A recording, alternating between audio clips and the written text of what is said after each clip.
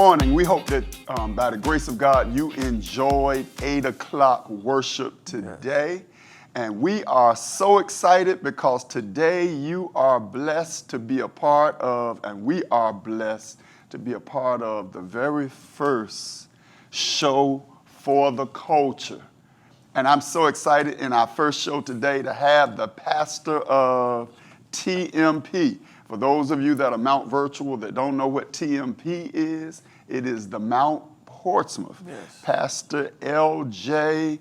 Brown Good just morning. celebrated, I'm confused. I know it was 3 years for the church, Yes. but 2 years for you. Yes, And so, because the first year, I guess we kind of did it. absolutely. So that means your whole 2 years as pastor has been COVID.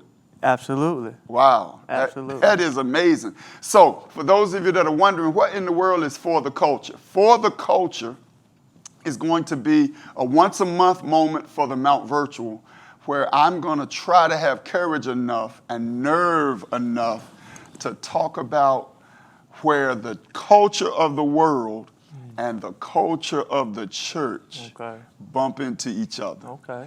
And, I think it's apropos that we would have you on the show first, because when I look sometimes at the culture of TMP and the culture of Chesapeake and the culture of my ministry and the culture of your ministry, there is definitely a clash. Okay. I don't know if clash is the right word, but it's obviously that it's different. Right.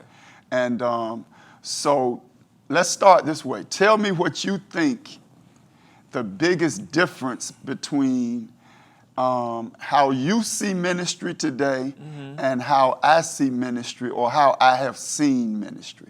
Okay. From my opinion, Bishop, I want to suggest perspective. Okay. I want to suggest perspective. We just see ministry. Just seeing ministry different. And, Okay. and whether it's my ministry or your ministry, or, the new school or the old school, I just think it's perspective. I think the generations just see ministry different. Because you're considered a millennial. Yes. But you're a later millennial. Yes, I was born in '85. I'm not really sure the Right. date. So yeah, probably a later Millennial. So for myself, being growing up in church and that sort of thing, we Right. still understand the importance of Right. all the traditional things of church. And I tell people all the time, as much as we love the new school and all that sort of thing, it's still something that hits home and touches your heart when you hear the organ and you hear you do certain traditional things in church. It's just still our what we're grounded in and our foundation. Right. But I think at the same time, our hearts and minds and eyes are still open to new and different interpretations and things Right. of that nature. Now here's what's amazing to me, though. Obviously, I'm a second generation preacher. So I guess literally that would mean, in the scheme of our family, you a third generation Yes. preacher. Now, you never got to meet my dad. I'm sitting here right now saying, okay, old school versus new school. So man, if there was a third chair here, it would be new school, old school, and I guess real old school. Yeah. So, you know what I mean? Because I never forget one day my sister and I were talking, and she said, man, Daddy got to be rolling over in his grave because you don't wear a robe in the pulpit. Okay. So I think one of the things I've learned about understanding culture is I think each culture thinks they were so right. Okay. And so I like that. even talking to you, okay, if I was sitting in that chair and my dad was sitting in this chair, I think I'd be saying the same thing. The difference between him and I would be perspective. Okay. Because his perspective was, you can't do nothing without wearing a robe. Right. The choir wore a robe, Right. he wore a Right. robe, he baptized in a robe, Right. he preached in a robe, he had a robe for funerals, he had a robe for Sunday morning. And then after he finished preaching, they would come put this cape on him because he was wet you know, but it almost looked, the James yeah, Brown but cake. it almost looked like James Brown and demogodish. Now that I think about it, Okay. because you know he would stand there and the deacons and watch this. Back in Shiloh Baptist Church when I was a little boy, that was a major thing. Okay. Who was gonna going put it to be on? the one Wow. to hold that? I don't know what, I'm sure there's some big consecrated sacred name for it, but for me it was a cape. But who would hold that to come put it around it? And I remember one of the pictures that my dad took as a pastor, he got that cape on and it had this red inside. Okay. And he's standing like this, so that red It's showing. has opened up and it looked like the Pope or something, you know. So I'm sitting there now, and now even me, I baptized in some jeans. Now, when 32 years ago, I would baptize in a white robe and all this. Coveralls, yeah. But now, and we would dress the saints in a Yes, white robe. yes. Now we giving them a shirt that said, I went to the water at the Yes, mount or right. something like that. Yeah. So one of the things that I thought about as we prepared for today is I think every generation there is a culture shock. Okay, culture shock. I like Not that. just in church, but when I was a little boy, well, when I first came to the Mount, you remember when I first came to the Mount, women couldn't wear pants at all in church. Your mother would wear a big hat because that was, Yeah.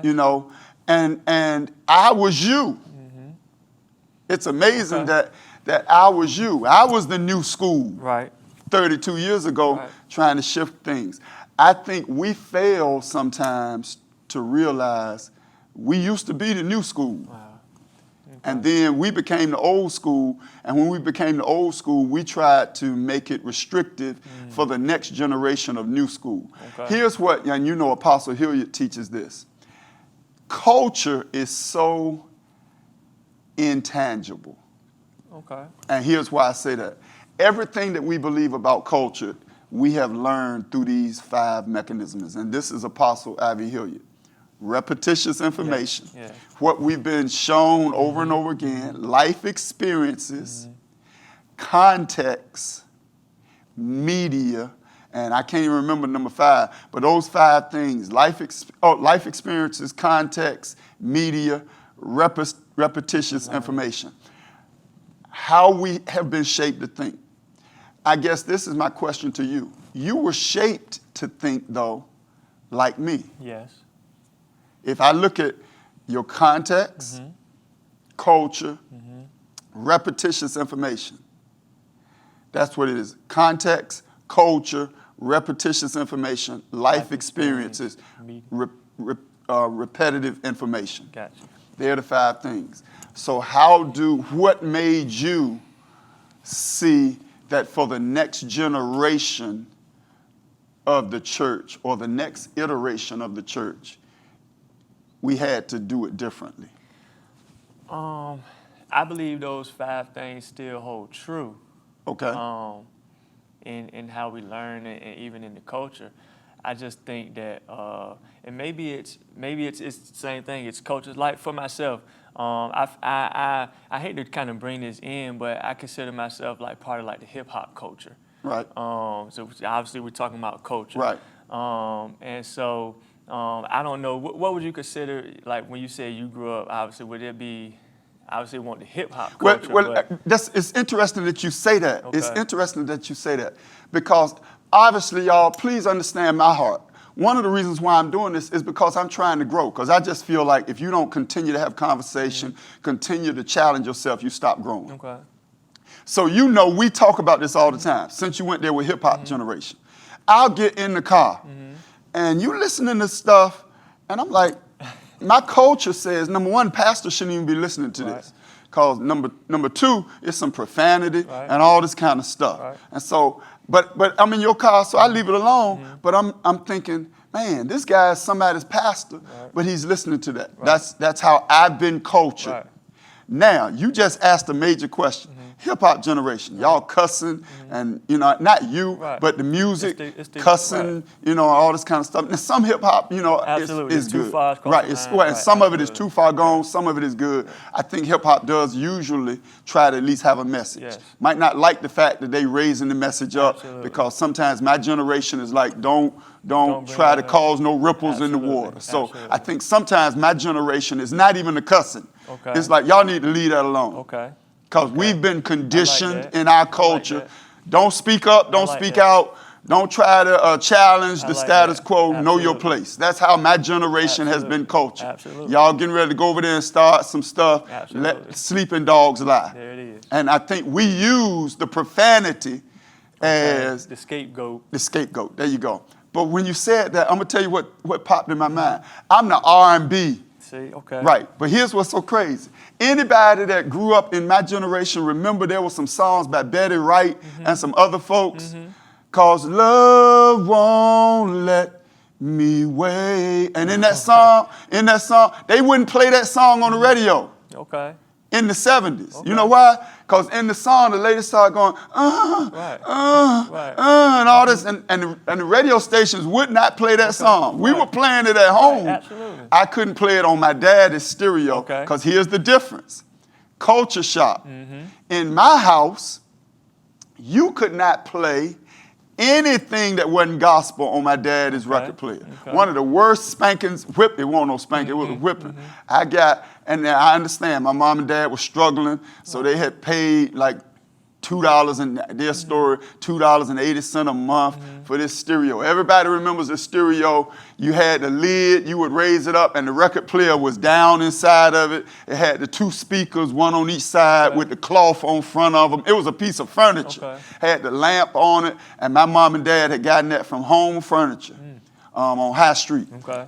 And they said they were paying like $2 a month or $3 a month. And my dad had promised God, if you let me get this stereo, I'll never play nothing but gospel on it. So my dad had his Mahalia Jackson, you know, the Clark Sisters mama, you know, Maddie Moss Clark back in the day. That's all he would ever play. And one day he came home, and I was playing some Michael Jackson. I was playing some Michael Jackson on that jank, boy. He walked in, he went ballistic. Okay. He like, this God's stuff and all that. Serious. So same thing that we dialoguing right now. But in that same season, in my bedroom, on my own component set, I'm back there playing Betty White and all this, Betty Wright. And that song couldn't even be played. Right. It was a culture issue. Right. So I think my generation sometimes forget, okay, we so busy saying y'all shouldn't be listening to that. Right. I don't know as a 12-year-old if I needed to be listening to Betty Wright. Exactly. Back there moaning. Exactly. Exactly. But so I think back to what we said, one of the dynamics with culture is we don't think what we did was wrong. Right. Because we measure and look at everything through the lens of our culture. Absolutely. So, watch this. Here's another culture piece. I hate when I see your generation with their pants down. Right. That just bothers me. Right. Now, the reason why it bothers me, literally, ain't got nothing to do with the pants. It's got something to do with because I know, at least this is what I believe authentically, in prison, you don't get a belt. Right. And I just think it's training us not to understand. So I see black men not trying to be all they can be. Right. Now, but here's what's so amazing. In my generation, now your generation don't wear a belt. And I've taught this before on a Sunday morning. In my generation, we would wear a belt but not buckle it. You had it open. We would have it open, and that was cool. Back in the day, going to Howard Hunt, Wilson High School, we would not tie our shoes up. We'd let the shoelace hang out, but we would take the little plastic piece and push it back up in the shoelace so that the little tip wasn't hanging out. Okay. You couldn't see the tip, and that was our design. Okay. So we would have the tongue hanging out with the shoelace open and our belt buckle open. Now, my dad, his rule was, in my household, you're going to buckle your belt. Now, the next generation, y'all ain't even wearing no belt. So I remember telling you, in my household, you're going to wear a belt. Absolutely. Now, here's what's so amazing. I really wonder, I hope we helping y'all today to really have some dialogue in your family's generation. I wonder how I would have handled it if you had come home with just your belt Right. Wide open. open. Yeah. But still had a belt open. Right. Would I have then said, No, buckle that belt. Probably. Probably. Where when I was a child or a teenager, I didn't want to buckle my belt. Absolutely. I look back now and I see you all dreads. And I understand. For me, probably culturally, when I think about dreads, the first thing I think about is reefer. Okay. That's just how I've been cultured, good or bad. See, I think the honesty of the conversation is what we're pushing for. Absolutely. I've been cultured to think smoking herb. Okay. But when I was a teenager, I got braids. And boy, I'll never forget when I came home, the radical before us was an afro. Okay. Because you got to understand, I lived in the 70s. You remember the had picture. everybody wearing the big afro. My brother, your uncle, would wear like a, he would get like a, I'm sure they don't even do it anymore, called a blowout kit. A blowout kit was some kind of relaxer that you could put in your hair because his hair would be curly. Totally, okay. So his afro couldn't get to like, like the Earth, Wind, and Fire afro. okay. So you'd have to put a blowout kit in your hair. And it would cause your hair to go whoof. Well, as soon as we got that right, my generation, because Uncle Mike is kind of a little bit in front of me, they had the big afro. Right. I wanted the braids. Okay. My mama had a fit. She like, no, you can't get your hair braided. Now, your generation wearing twists or, Doing everything with our hair. right, doing everything with your comb hair. it, we twist it up, it's Right, happy. right. I mean, the other day I saw a guy playing basketball. I know he must not have combed his hair in like 3-4 years. Right. It just, I couldn't even Absolutely. respond to it. My point is, I think every generation thinks that they not as radical. Probably. You know, they look at the previous generation and say, y'all want radical. Absolutely. And then the previous generation look at this generation. So how why doesn't it translate to, so like for my generation, as radical as we probably are in our generation, now when KJ and them come up, it's going to be more radical. Why doesn't it, for the previous generation, why can't we say, okay, you know what, we was radical too? Because I don't think, well, I think the bottom line is this. I think by nature, we don't like change. Okay. I think the way humans are wired, we don't like change. Okay. Because it's radical to me that I can have it's radical that I can have a device in my hand that can snap pictures, make a phone call, do video. Because when I was your age, I had a video camera. You remember we go on vacation? I had a video camera. I had the regular Polaroid camera. And I had a pager. Right. I thought I was radical. Yes. Now we got cell phone. To do it all. Nobody walking around with a big old camcorder anymore. Right. And so I think, number one, Mark Twain said this: the only person that likes change is a baby with a wet diaper. Okay. And I think the rest of us don't like change. Okay. So I think the way we start, and we'll talk about it more in the second half, but I think the way we start identifying it is, you're right. Change is inevitable. Yeah. That's the first thing. And to be honest with ourselves, you heard me earlier. I don't know if it's the because I've never understood this. So people, I see Christians, this is church folk, and I'm getting ready to throw you a bone. Okay. I see church folk saying they shouldn't be listening to that hip hop and that rap because all they do is cuss. That's a bleep, bleep shame.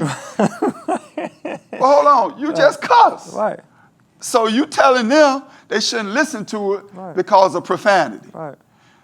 But you cuss more in your dialogue than they cussing in the record. Now, there are some ground rules for me. Yes. I don't like the fact that they call women out of their name and use the N-word. But once again, I have never understood black people that get mad because somebody of a different ethnicity called them the N-word, but you calling each other the N-word. That's just for me. That's just the way I've been cultured. Perspective. It's perspective, right? Exactly. It's perspective. But here's why it's perspective. Because as a child, there was a white family that lived across the street from us. Okay.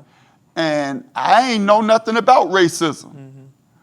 You know, I'm just 7 years old. Right. And so, you know, I see him across the street. He's 7 years old. I'm on my side of the street, 7 years old. So next thing I know, I'm on his side of the street. Because we just two 7-year-olds. We just want to throw rocks at the tree. Absolutely. And then his dad would come out and say, You can't play with him Right. because he'll end. Right. So that's why my perspective is I don't want nobody to be an end. Absolutely. So I don't use end when I talk to my Absolutely. friends because Absolutely. I got some baggage right Absolutely. there. I think the other thing, and we'll talk about this in the second half, I think all of us have cultural baggage that influences how we culturally think, just the experiences of life. So when we come back, we're going to be right back. We want to show you some things that are going on with Mount Virtual. This is the first week that we've done It's for the Culture. So we'll see you in just a moment.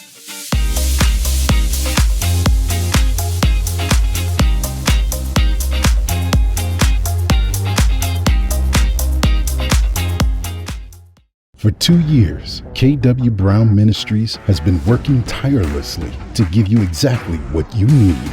You've asked for it. Tools for hope, tools for information, tools for inspiration. Stay tuned for October 9th, 2022.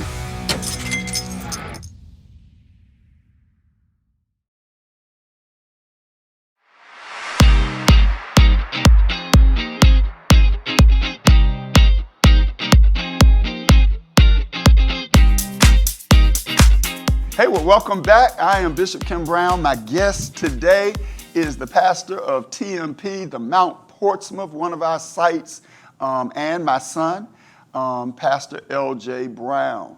And for those of you that might have missed it, first of all, I hope 8 o'clock worship was a blessing to you. Don't forget that immediately after we finish today, we'll be doing also 10 o'clock worship. So let somebody know around the world that 10 o'clock worship will be taking place.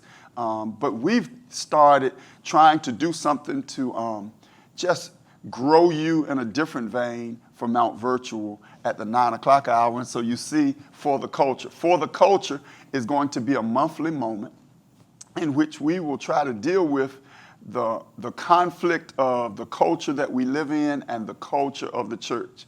And in the first part of For the Culture today, we talked about everything from music to hair to just how we think. Let's go back to just church for a moment because many of you might not be aware, he just celebrated his 2nd year anniversary as the pastor at the Mount Portsmouth. Yes. 3rd year anniversary really for the church itself. And I'll never forget when I asked you about doing the Mount Portsmouth and taking the leadership role of it. One of your primary response to me was, I will do it if I can do it my way. Absolutely. And don't have to be you. Yes. Well, I was never expecting you to be me, but I was expecting you to kind of be a little closer to me than you probably ended up being because, you know, y'all went to putting chairs down and tables and having a conversation. Let's talk about what we think right now are some of the biggest differences culturally.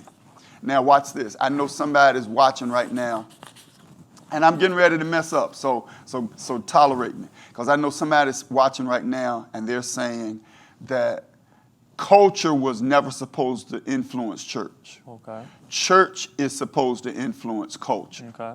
And I agree conditionally. I think church is ultimately supposed to influence culture. Yes. We're supposed to be influencing people to acknowledge Jesus Christ as their Savior. Yes.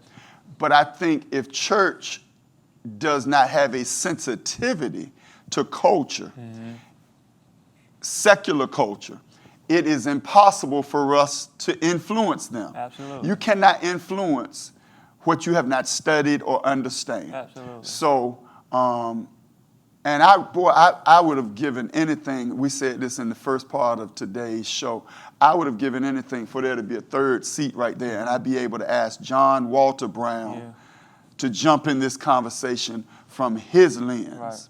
Because now that I look back, if we had had that conversation, I would not have said I want to do it differently than him. Because I think when I first started, I was him. But I think I realized that just being him was not going to give me the ability to influence or impact the culture that our church existed in. Right. So I was forced to change. Right. I think your culture, and this is me patting myself on the back. Okay. I think one of the reasons why you could step to me that way is because you have been a part of, in a more intentional way, seeing the journey of our church through all of the changes. Yes. This is the first drummer in our church, right here. He wasn't as On the best. Yeah, he wasn't the best. That was not his call, but he was the best we had at the time. He could play a shout song though for 30 minutes and not pass out. I keep you in the pocket. Yeah, he keep you in the pocket. Yeah. But the only thing is, you kept us in the pocket with that same rhythm on every song. That's so it. every song we say, Amazing it. Grace, it would be Amazing Grace, but he'd be like, boom, and they'd be like, we can't sing Amazing Grace to that rhythm. But in retrospect, but we laughing, he remembers when the deacons told me they would never have a drum in the church. Yes. Culture. And it was amazing to me that they said, and this was their statement, we will not have that boom-to-boom music in our church. What in the world would Deacon Little say today if he walked in and we got lights going like this, we got women up there in dresses, we got guitars, horns, a click soundtrack. All smoke. Smoke, yeah. I mean, and so I think one of the reasons why you were more open, is my point, than I would have been if my father was sitting there, is I had not seen evolution of a church when I was with him. Okay. All I ever saw was church Right. as it had been done. Right. So when you look at, let's start with what do you think is the biggest change that church going forward culturally, this is a good question. Okay. The biggest change going forward that church is going to have to embrace, you know, whether it's authentic, I think it's authenticity, but going forward, what do you think culturally? It's what you just said, and I agree 100%. It's the authenticity of church. And you mentioned something earlier. You were saying you can't influence people. Right. And so for me, it's and when I speak about the authenticity, I always feel like if you're gonna lead people, you kind of got to be of the people. Okay. So Well, that's the Apostle Paul. right. So you have to be relatable. Right. That's Apostle you Paul. got to be relatable to them, but they also got to be able to relate to you. And you know, for me, I go to Jesus. You know, it says Jesus was fully man And fully God. fully spirit, but so he got to be fully man because why he was acquainted with our grief, right? So we Absolutely. can't be, you know, we can't say that we leading these people and influencing these people, but we not of the people. You got to kind of be of the people. And so when I speak about the authenticity, it's, you know, to me it's that Christian versus believer. You know, the Christian is, you know, Christian versus being a believer. Okay. Right, and you taught that one time before. You That know, most people in our churches are Christians. Christians but they're and not believers. You know, so for me as the believer, I'm not walking out my house every day. Of course, I'm conscious. I pray and I, you know, make sure that I'm doing what I'm supposed to be doing. But if I'm a believer, it's embodied in me. Right. I don't have to be necessarily conscious of this what I'm doing. Because I'm a believer and because it's embodied in me, my walk it shows who I am. In my walk. In my walk.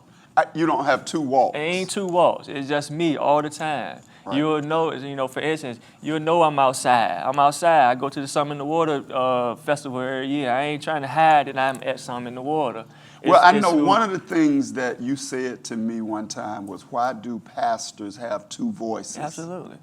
So if you call us on a cell phone, the thing comes up, God bless you. Absolutely. That's not how you talk. Right, but that's not how I talk. That's how I perceive that pastors are supposed to talk. This is what's so interesting. I remember as a teenager, young adult, our pastor, I love him to death, Pastor Joe B. Fleming. And this is going to sound, y'all going to question my intellect when I say this. My pastor got sick. He got very, very sick. I remember thinking, he got sick. I want y'all to hear that. I remember thinking when they announced he was sick, he got sick. Right. Like, I was surprised. Right. He got sick. Right. Because in my mindset, he can't get sick. He don't get sick. Right. You know, because he was, no, I'm not saying he was a god or Right. demigod, He was Pastor but the way I had been cultured is that was what happens to ordinary people. Right. You know, he ain't ordinary. He God's man, Right. the man of God. Right. You know, it's like, Absolutely. man, he in the hospital? Yeah. I mean, my uncle go to the hospital. Yeah, right. My mama go to the hospital. My granddaddy go to the hospital. not the pastor. But not the pastor, because the pastor is like, Right. is Jesus Right. on line 4, Right. and the pastor is on line 3.9. He gone to the hospital. Yes. And that's when I started to realize, why would you think he doesn't get sick? Right. But you know, people think that all the time. People will say stuff to pastors. Like, that don't hurt your feelings. You ain't got no feelings. No, I got feelings. Yeah, that, if I said that to you, wouldn't it hurt you? Yes. But I think we have, my generation and my dad's generation, I'm putting him right here in another Okay. chair. We worked hard to create a perspective Okay. where we were not human. Right. We were super Christians, or, Right. you know, a step up from a believer. And so I think and that's back to authenticity. Right. So, Because why would we work hard to generate that perspective? Why would we want people to have that perspective of us? I as think opposed to- self-esteem, confidence, and all of this, because that's why, and we going a whole nother way now, that's why so many pastors can't retire. Right. Because their identity is a suit or a robe and all this. Or that's why when you go see people in the hospital, they'll walk in and say, hey, I'm Bishop so-and-so. I walk into a hospital room, and this is an important piece. This is a personal conviction for me. And you know I've taught you all this. When I walk into somebody and they say, introduce yourself, I stand up and say, I'm Kim Brown. Absolutely. That is who I am. Yes. I am Kim Brown. Who I am is not Bishop Kim Brown. Right. Bishop Kim Brown is what Kim Brown does. Absolutely. But I am Kim Brown. I am Kim Brown at a football game. I'm Kim Brown when I go to the grocery store. Right. I'm Kim Brown when I go meet somebody in a business Absolutely. meeting. Now, But authenticity Is says, Kim Brown- and the belief, Right. because whether you at the game, whether you at the grocery store, Right. whether Kim Brown's still a believer. absolutely. So if I got, because Bishop Kim Brown don't want to go to the game. Right. Because Kim Brown go Trying to to the watch the game. game, yeah. Well, Kim Brown go to the game, he gonna be yelling at the official. Absolutely. Bishop Kim Brown can't yell at the official because he got to keep his mouth closed. Yeah. So that's why I love being Kim Brown. Kim Brown is, and here's a better way to look at it. Your children don't come home and walk in the house and say, hey, Bishop Brown, Right. I'm home from Right. school. Right. Because that's not your identity. Absolutely. And so I think you probably have conditioned me or impacted me so much because you would ask questions like, why do y'all have two different voices? Or like, man, if I had to go to Lowe's to get a 2x4 to fix something at the house 32 years ago, You putting your pants on. I would have put some long pants on, a dress shirt Right. to go out there and go through the lumber rack Right. and then be mad because I uncut my church pants. Right. Now, it doesn't mean I'm less than a bishop because I go out Absolutely. there with some shorts on. Absolutely. Now, unfortunately, I know probably right now around the world there's somebody watching this and two things are happening.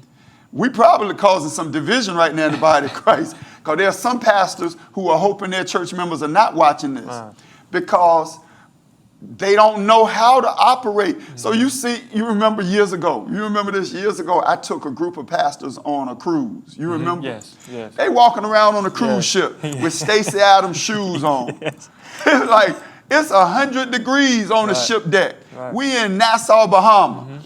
They on the beach Slacks. with some church socks and slacks on and hard sole shoes on. Right. Because we had not learned how or been exposed to or didn't think it was appropriate. Right. So I think first thing is authenticity. I think the second thing is, this is interesting, gimmicks. Okay.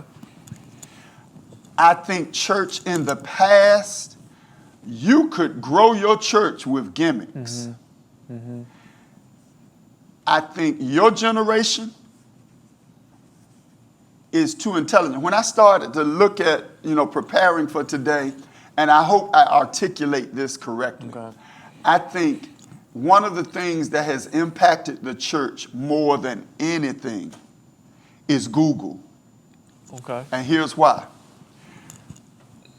30 years ago, I could stand up on a Sunday morning and say in the book of Moses, Moses said, you need to wear a little white thing on your head because God is pleased by you wearing a little white thing and all this. Right. And there might be 3 or 4 people in church who would be sitting there saying, ain't no book of Moses. Right. That ain't the word of God. But for the most part, people would have been in church. Amen. Right. That's right. That's right. That's right. Get us straight, Pastor. Tell them, you preaching now. Right. Now, I can sit in church on Sunday and I say the book of Moses. Your generation going to go to Google and say book of Moses. And it's going to say there is no book in the Bible called the book of Moses. And right then, your generation might even get up and say, well, we out of here because this man right here show ain't right. And they're going to walk out. Years ago, you could come with all these gimmicks. You could preach gimmicks. Boy, I remember years ago, and you remember this. Man, I was known as the youth revivalist. And I would preach. I had one of my signature closings was candy bars. Okay. I would say, boy, you know, and my celebration. So I have all these candy bars. If you broke, he can bring money. And I would pull out the $1,000 bar, whatever it was called, and all this. Life is sometimes up and sometimes down. I would pull out an Almond Joy. Some days I feel like a nut. Some days I don't. And then my celebration was, he's a lifesaver. And I would pull out a pack of Lifesaver. Boy, that was, that. I took that, and then I would scream. I took that sermon everywhere. Now, I ain't saying anything was wrong with that, but now, you better have a good clothes, but you better have some good content. You gotta have some content. You gotta have some content. Yeah. That audience that's sitting there now, your gimmick can't entertain them. And watch this. I know somebody might actually be watching for the culture right now, and they're saying, well, it's working for me.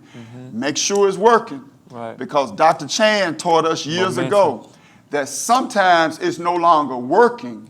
It's just the momentum of the last season that we're riding on. Right. So make sure that your gimmick is still working. Yeah. Or look at your context in the audience. Right.